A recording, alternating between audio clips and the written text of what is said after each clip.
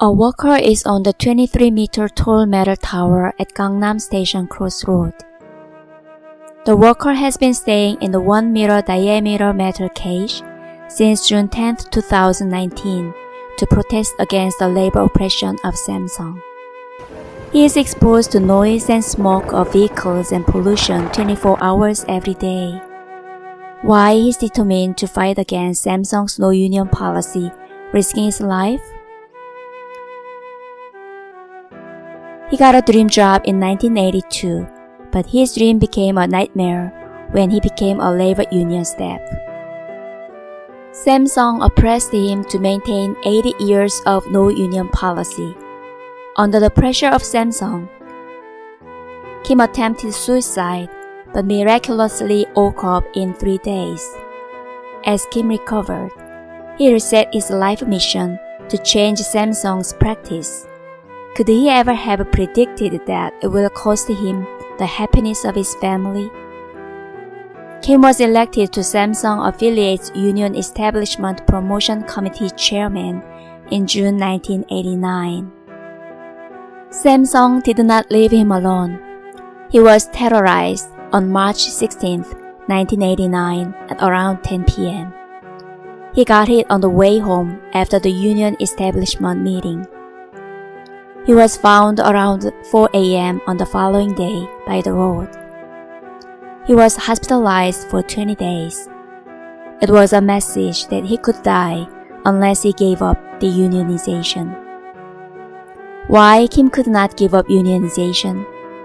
One early morning, Kim received a call from the wife of a worker injured during the prior night shift. The worker lost his fingers, but he was instructed by the management not to go to any hospital. The worker was in great pain. Kim took him to the hospital for treatment and filed for workers' compensation.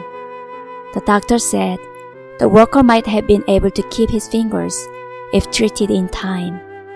Kim was punished for the just response to the injured worker because the workers' compensation prevented the promotion of the management. This experience made Kim determined to form a union. Samsung's no-union policy includes illegal crime. Kim was kidnapped for 15 days. Kim was conciliated, threatened, and intimidated while he was detained.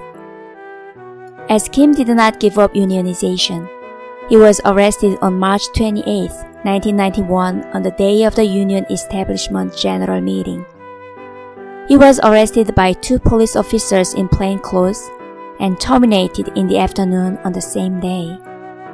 It was based on the sexual harassment accusation fabricated by the company. The company could not terminate the employee based on labor organizing. 3 months after the termination, Kim's father at Mokpo visited Kim at Changwon to stop the fight against illegal termination. The Samsung staff visited the father to conciliate, threaten, and intimidate that they can't protect Kim's safety. Chang-soo Park, a union leader at Hanjin Heavy Metal, died under suspicious circumstances right before. Was it the father's last act to save son's life? After the father could not change Kim's mind, he left a will asking Kim to stop fighting. Kim stopped fighting for 6 months in search of his father, but he was not found.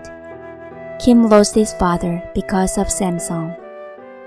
Kim was busy looking for his father, so he could not properly respond to the first lawsuit against the illegal termination and lost.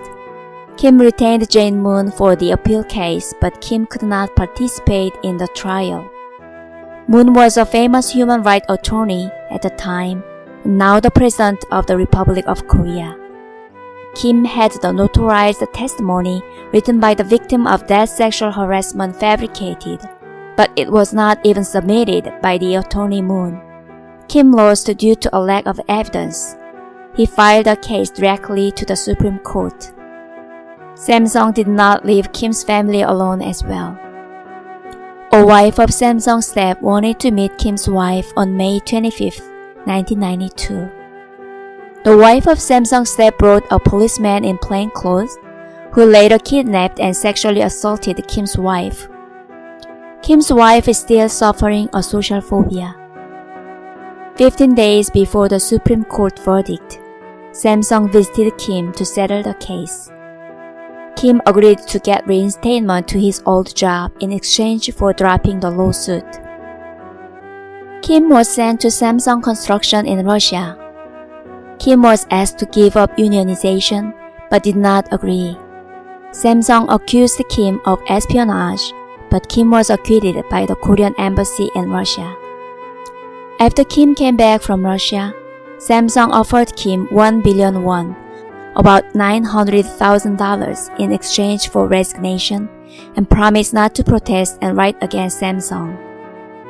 Kim was not allowed to attend to his work after he refused.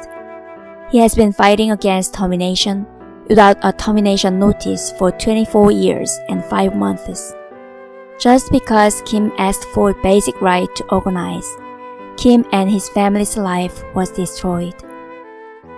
Kim was unfairly imprisoned and hospitalized during the fight for over 24 years. He did everything he can, but his cries did not reach the earth yet. The tower protest is the last choice, once before he gets to the age of retirement.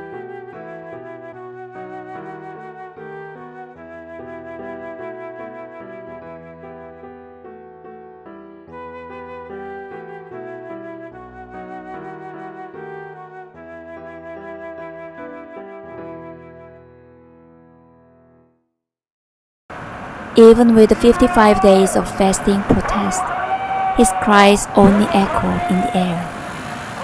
Kim is determined to stay on the metal tower unless Samsung's wrongful termination issue is resolved.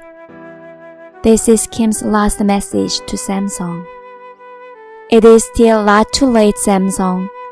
Do not make your victims suffer anymore.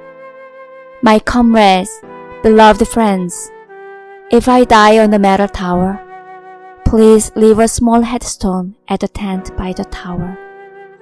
Shall live and die as a true worker, to reborn to a billion workers' heart.